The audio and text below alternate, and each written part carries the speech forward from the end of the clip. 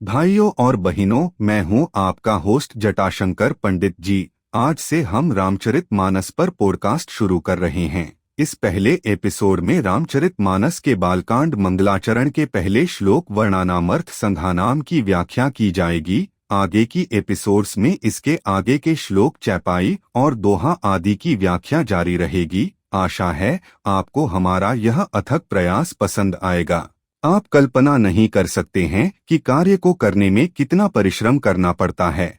हम आपसे धन की अपेक्षा नहीं करते, सब कुछ निःशुल्क है, लेकिन हमें सपोर्ट करने के लिए शेयर और लाइक तो कर ही सकते हैं। चलिए शुरू करते हैं।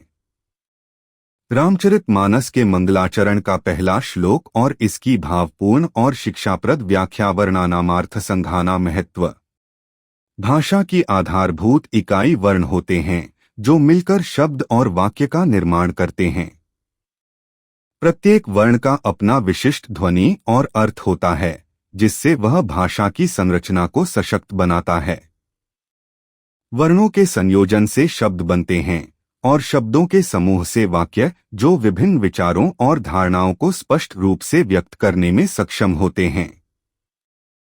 अर्थ समूह, जिन्हें सामूहिक रूप से अर्थसंधान भी कहा जा सकता है, विचारों और संकल्पनाओं को व्यवस्थित और तार्किक ढंग से प्रस्तुत करने में महत्वपूर्ण भूमिका निभाते हैं। ये अर्थ समूह किसी भी साहित्यिक कृति या संचार माध्यम का मूल आधार होते हैं।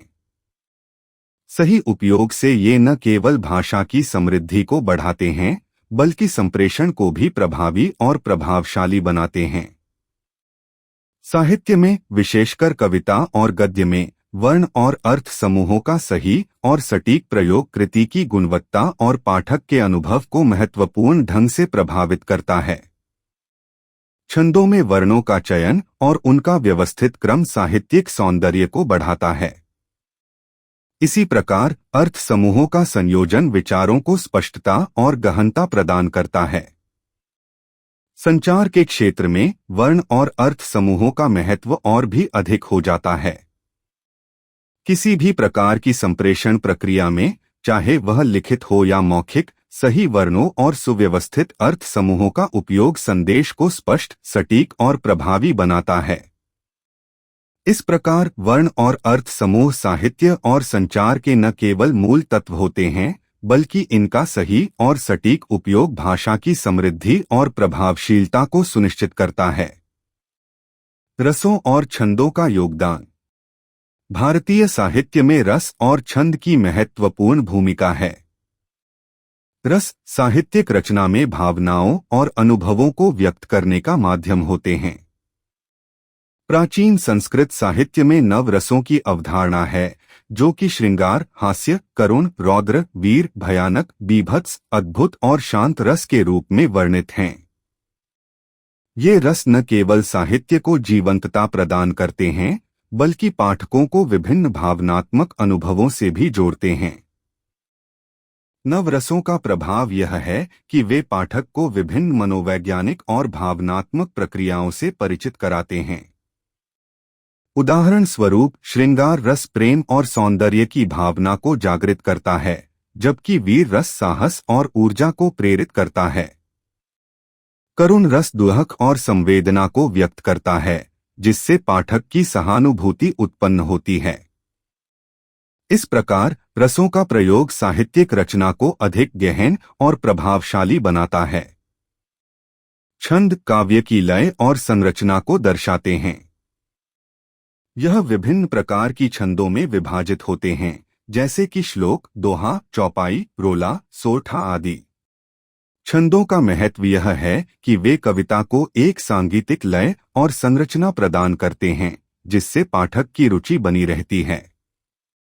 छंदों का उपयोग साहित्य को पठनीय और स्मरणीय बनाता है, क्योंकि वे सहजता से पाठक के मस्तिष्क में बैठ जाते हैं। रस और छंद मिलकर साहित्यिक रचना को सजीव और आकर्षक बनाते हैं। ये न केवल काव्य की सौंदर्य बोधकता को बढ़ाते हैं, बल्कि पाठक को एक समृद्ध और विविध अनुभव प्रदान करते हैं। इस प्रकार रस और छंद साहित्यिक अभिव्यक्ति के महत्वपूर्ण घटक हैं, जो साहित्य को अद्वितीय और मोहक बनाते हैं। मंगलों की महत्ता और वाणी विनायक की वंदना। साहित्य और जीवन में शुभता और समृद्धि की कामना के लिए मंगलों का अत्यंत महत्वपूर्ण स्थान है। मंगलाचारण का उद्देश्य किसी भी कार्य के प्रारंभ में शुभता की स्थापना करना और विघ्न बाधाओं को दूर करना है। भारतीय परंपराओं में वाणी, सरस्वती और विनायक गणेश की वंदना को विशेष महत्व दिया जाता है। सरस्वती देवी विद्या और ज्ञान की अधिष्ठात्री हैं। विद्या, संगीत, कला और साहित्य के क्षेत्र में उनकी पूजा की जाती है। सरस्वती की वंदना से मानसिक शुद्धता, बुद्धि की प्रखरता और ज्ञान का संवर्धन होता है। साहित्यिक रचनाओं में सरस्वती के आह्वान से लेखक को विचारों की स्पष्टता और रचनात्मकता की प्राप्ति होती है, जिससे उसकी कृतियों में सकारात्मक ऊर्जा का संचार होता है। विनायक या गणेश विघ्नों के नाश करने वाले और शुभ कार्यों के प्रारंभ में पूजनीय देवता हैं।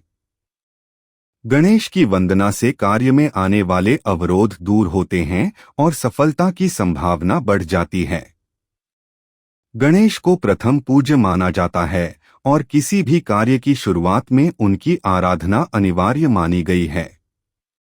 साहित्यिक रचनाओं में गणेश की वंदना से लेखक को विघ्न बाधाओं से मुक्ति मिलती है और उसकी रचना में सफलता और समृद्धि का संचार होता है। इस प्रकार साहित्यिक रचनाओं में वाणी और विनायक की वंदना से सकारात्मक ऊर्जा और सफलता की प्राप्ति होती है। सरस्वती और गणेश की उपासना मंगलाचरण का एक अभिन्न अंग है, जो साहित्य और जीवन दोनों में शुभता और समृद्धि की स्थापना करता है। बस आज का एपिसोड यहीं समाप्त करते हैं। अगले एपिसोड में आगे के श्लोक की व्याख्या के साथ उपस्थित होंगे। इसी आशा के साथ आपसे विदा लेता हूं कि आप इसे शेयर और लाइक करना बिल्कुल भी नहीं भूलेंगे। जय जय सीताराम।